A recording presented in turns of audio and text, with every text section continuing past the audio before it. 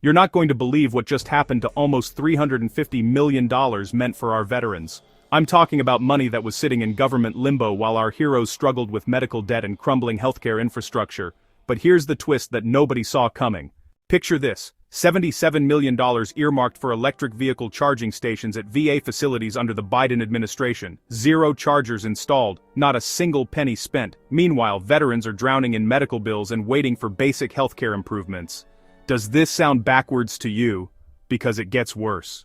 At the same time, another $272 million worth of veteran medical debt was piling up due to a broken computer system called the Program Integrity Tool. Veterans were being charged co-payments for community care, but the billing system couldn't process them properly. So, what did the government do? They paused the billing in February 2023 and let the debt accumulate like a ticking time bomb. Here's where it gets interesting. A government shutdown this year created an opportunity that VA Secretary Doug Collins jumped on. On November 6th, he redirected that $77 million from the unused EV charging project straight back to veteran healthcare infrastructure. Then, on November 11th, Veterans Day of all days, the VA announced they're forgiving every single penny of that $272 million in backlogged medical debt. But wait, there's more context you need to understand. The original EV charging station funding wasn't some random pet project. It was part of a larger $7.5 billion national charging network initiative under the bipartisan infrastructure law. The idea was to install solar-powered charging stations at VA facilities, which actually sounds pretty smart on paper. Green energy, cost savings, modern infrastructure for our veterans. So, why didn't it happen? Here's where the story gets murky. The VA received congressional approval back in 2023 when Democrats controlled both the White House and Congress, but somehow, between approval and execution, nothing materialized. No chargers, no construction, no progress whatsoever. Let me paint you a picture of what this really means. While $77 million sat unused in bureaucratic purgatory, veterans were dealing with outdated facilities, insufficient medical equipment, and infrastructure problems that directly impact their care. Imagine being a veteran needing treatment and finding out millions allocated to your care got tied up in a project that never moved beyond paperwork. The medical debt situation is even more infuriating. The Program Integrity Tool was supposed to consolidate community care claims and prevent fraudulent billing. Instead, it created a nightmare scenario where legitimate veteran co-payments couldn't be processed. Think about this. You're a veteran who served your country, you need medical care, and a broken computer system creates debt you can't even properly pay. Here's what makes this story explosive. VA Secretary Doug Collins didn't mince words about the situation. He called the previous administration's approach distracted by what he termed social justice programs and green energy projects that diverted focus from core veteran services. Whether you agree with that characterization or not, you can't argue with the results. But, here's the question that's going to spark debate. Was the original EV charging initiative actually a distraction, or was it forward-thinking infrastructure planning that got derailed by poor execution? The Biden administration had launched similar initiatives across 15 federal agencies, creating 125 categorical exclusions for environmentally beneficial projects including EV charging, clean energy, and transmission infrastructure. The timing of these announcements raises eyebrows too. The debt forgiveness came on Veterans Day. The funding redirection happened right after a government shutdown created bureaucratic flexibility. Is this genuine prioritization of veteran needs, or calculated political messaging?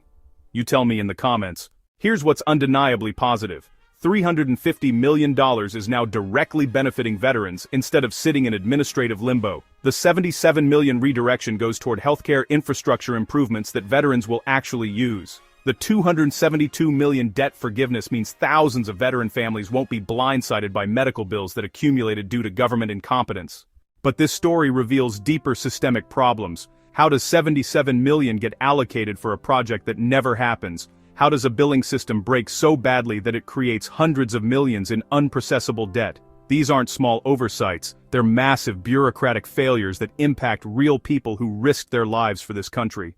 The broader implications are huge. This funding shift represents changing priorities in how we support veterans. Are environmental initiatives at VA facilities a luxury we can't afford while basic healthcare infrastructure needs improvement? Or should we be capable of doing both simultaneously?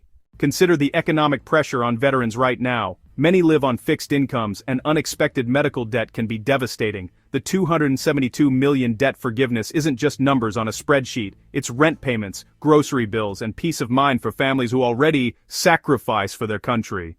The political messaging around this is fascinating too. Collins specifically mentioned that under the current administration the VA is focused on care and convenience for veterans rather than what he called woke social justice programs. That language is going to resonate with some people and infuriate others. But regardless of your political views, the practical outcome is more money going directly to veteran services.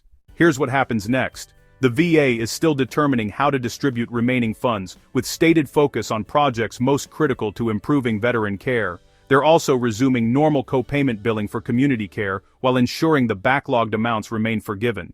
This story highlights a fundamental tension in government, balancing long-term strategic initiatives like environmental infrastructure with immediate needs like healthcare and debt relief. Veterans deserve both modern, sustainable facilities and immediate access to quality care.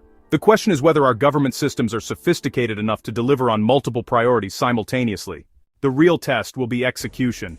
We've seen promises before. The original EV charging initiative had congressional approval and dedicated funding, but produced zero results. Will this healthcare infrastructure investment actually materialize? Or will we be having similar conversations in 2 years about unused funds and unmet promises? What's your take? Should veteran healthcare always take absolute priority over environmental initiatives, or is there room for both? Have you or someone you know been affected by VA billing problems or infrastructure issues? Drop your thoughts in the comments because this conversation is far from over. The way we treat our veterans reflects our values as a society, and $350 million in redirected funding is just the beginning of a much larger discussion about priorities, accountability, and keeping promises to those who served.